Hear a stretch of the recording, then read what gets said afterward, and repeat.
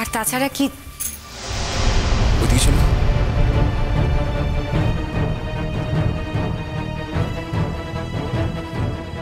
দেখো মেজমামু, আমরা ঠিক যা আশঙ্কা করছিলাম সেই ঘটনাটাই ঘটলো। কারা এসেছে একবার দেখো গিয়ে।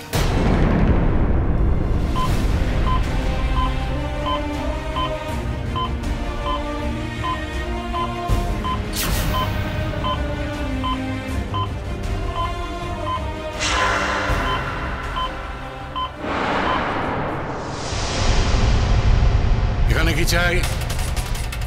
এখানে ঠিক যে কারণে আপনারা এসেছেন সেই একই কারণে ও এসছে কিংবা আমি এসছি।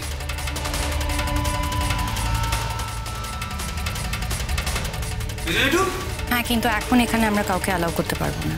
এই হসপিটালটা কি তোমার কেনা নাকি রূপকথা দি? কোনো বাড়তি কথা কইবে না, একটাও না। তুমি এখন আমাদের পরিবারের বাইরের লোককে আমরা এখানে অ্যালাউ করছি না।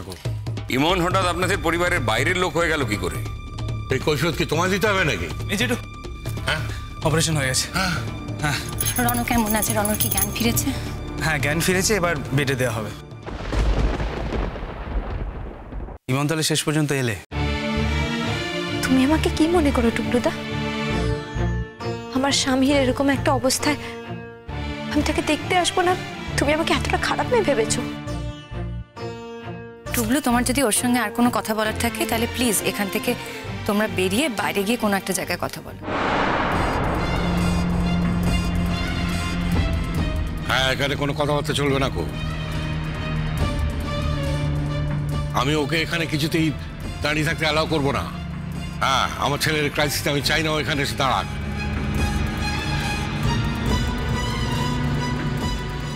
তোমার সঙ্গে তো কোনো সম্পর্কই নেই। হ্যাঁ, তুমি তো সব সম্পর্ক ভেঙে দিয়ে চলে গেছো। আবার কি করতে হয়েছে এখানে? হ্যাঁ, রনকে দেখাতে যে তুই ওর জন্য কতটা কনসার্ন। বাবা, তোমাদের বাড়ি থেকে আমি যেই ব্যবহারটা পেয়েছিলাম তার জন্য আমি বলেছিলাম ঠিকই যে আমি তোমাদের বাড়িতে কোনোদিনও ফিরে আসবো না, কিন্তু আমি এটা তো বলিনি যে তোমাদের সঙ্গে আমি কোনো সম্পর্কই রাখবো না। চালাকি হচ্ছে, এখন চালাকি হচ্ছে। আপনি ভদ্রভাবে কথা বলুন। এই খবরদার, তুমি আমাকে ভদ্রতা শেখাচ্ছ? হ্যাঁ, প্রয়োজন হলে ভদ্রতা শেখাতে হবে বই কি। কারোর হাজবেন্ড যদি হসপিটালে ভর্তি থাকে, তার স্ত্রী কি তাকে হসপিটালে দেখতে আসার বদলে সে সিনেমা হলে যাবে? ইমন, তুমি বোধহয় ভুলে যাচ্ছ, রনু কিন্তু তোমাকে বাড়ি থেকে বের করে দিয়েছিল। এখন তুমি রনুকে দেখতে গেলে রনু যে তোমাকে কেবিন থেকে বার করে দেবে না তার কোনো অ্যাসিওরেন্স, কোনো গ্যারান্টি কি তুমি দিতে পারো? That is not your look out রূপকথা দি। আমার এবং আমার স্বামীর মধ্যে কি কথা হবে কি কথা হবে না সেটার মধ্যে কিন্তু তুমি কথা বলবে না। আলবাত কথা বলার কথা, রনু আমার ছেলে। কিন্তু এই কথাটা রনুর বাবা বলেনি, বলেছে রনুর বন্ধু।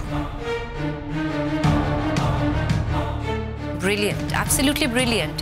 এই পরিস্থিতিতে এখানে এসেও তুমি আমাকে সমানে টিজ করে যাচ্ছ, সেটা তোমার কাছে ইম্পর্টেন্ট, তাই তো?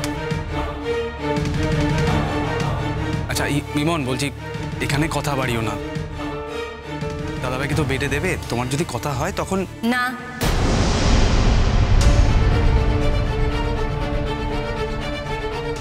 ও ভেতরে যাবে না, কিছুতেই ভেতরে যাবে না। রনর এখন যা পরিস্থিতি, আমি চাই না রনক কোনো রকম ভাবে উত্তেজিত হোক। রূপকথা দি, তুমি যেমন ডাক্তারের সাথে কথা বলেছো সেরকম আমিও ডাক্তারের সাথে কথা বলেছি। দাদাভাইয়ের এমন কিছু হয়নি যেটা টেনশনে পড়লে দাদাভাইয়ের আরো ক্ষতি হতে পারে।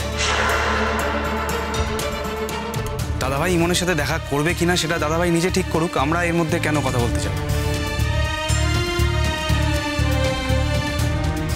ইমনের সঙ্গে আমাদের আর কোনো সম্পর্ক নেই। ওকে আমরা আর আমাদের বাড়ির বউ বলে স্বীকার করি না। আচ্ছা, কি আশ্চর্য, আপনার স্বীকার অস্বীকারের ওপর তো ওদের বিয়েটা টিকে নেই। আপনি এমন ভুল কথা বলছেন কি করে? বাবা বাবা বাবা, ভালোই মিলেছে দুজনে। হ্যাঁ, ও তোমাকে ইন্ধন দিয়েছে, এখন তুমিও ওকে ইন্ধন দিচ্ছ।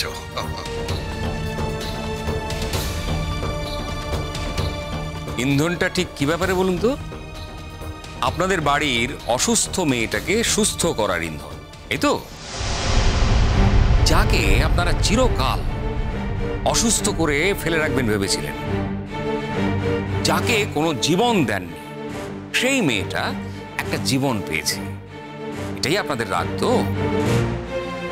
দেখুন, আমাদের এখন এই সমস্ত কথা বলার সময় নেই, প্লিজ বোঝার চেষ্টা করুন। রণকে বেডে দিয়েছে আর আমরা রণের সঙ্গে দেখা করতে চাই। আমরা তো সেই একই কাজে এসেছি, আমাদের এত কৈফিয়ত দেবা আপনাদের কেন দিতে হচ্ছে আমি তো বুঝতে পারছি না। স্যার, মনে হয় আজ আমাদের ভেতরে যেতে দেবে না। আমি তো ভেতরে যাবই। আমি তো ডাক্তারবাবুর সঙ্গে কথা বলে নিয়েছি, পারমিশন পেয়ে গেছি। আমি রণর কাছে যাব এবং 24 ঘন্টা ওর সেবাই করব।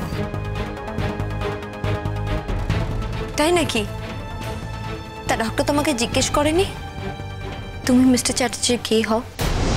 মানে না মানে এই যে তুমি এত বড়াই করে বললে তুমিই থাকবে মিস্টার চ্যাটার্জির ঘরে, ডক্টর যদি জানতে পারে যে তার ওয়াইফ এখানে উপস্থিত থাকা সত্ত্বেও তুমি মিস্টার চ্যাটার্জির ঘরে থাকবে, এটা জেনে কি উনি তোমাকে অ্যালাউ করবেন? আলবাত করবে, আলবাত করবে। আমরা যাকে বলবো ডাক্তার তাকেই অ্যালাউ করবো। তোমার উপর আমাদের কোনো ভরসা নেই। তোমাকে আমরা বাড়ির বউ বলে মানি না। রণ তোমাকে বউ বলে মানে না, রণ তোমাকে বাড়ি থেকে দূর করে দিয়েছে।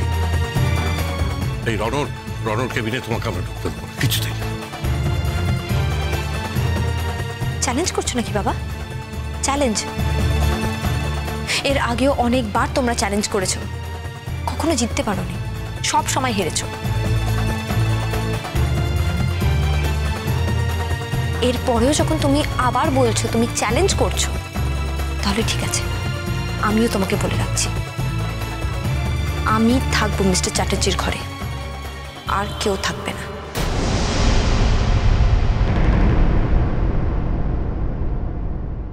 কথা দিই, আমি তোমাকে অবশ্যই মিস্টার চ্যাটার্জির ঘরে থাকতে দিতাম যদি তুমি এইটা না বলতে যে তুমি একাই থাকবে 24 ঘন্টার জন্য মিস্টার চ্যাটার্জির ঘরে। আর তুমি যখন বলেছো, আমি বলতে বাধ্য হচ্ছি, একমাত্র ইমন থাকবে মিস্টার চ্যাটার্জির ঘরে, আর কেউ না। তুমি চাইলে আসতে পারো, ওনার সঙ্গে দেখা করতে পারো, আমি ততটুকু অ্যালাউ করতে পারি, কিন্তু ওনার কেবিনে তুমি থাকতে পারবে না। এন্ড বাই দ্য ওয়ে, যখন সবাই জানবে যে মিস্টার চ্যাটার্জির বউ থাকার সত্ত্বেও তুমি 24 ঘন্টার জন্য ওনার কেবিনে রয়েছো, তুমি ভাবতে পারছো লোকে কি ভাববে?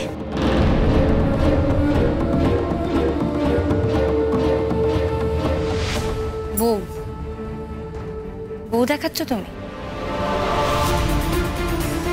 মেজমামা দেখো, এখনো বউ দেখাচ্ছে।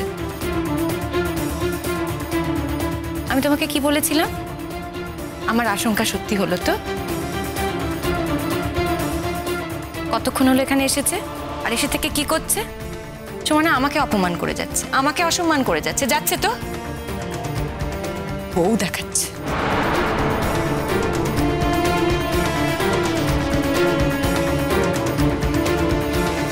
তুমি একমাত্র আশঙ্কাটা করতে পারো রূপকথা দিয়ে।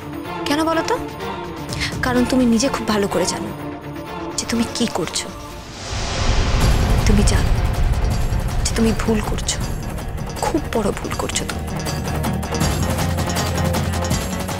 আর তুমি সেটা জানো বলেই আগের থেকে বাবাকে বলে রেখেছিলে, যাতে আমি এলেই বাবা আমাকে এই কথাগুলো শোনা।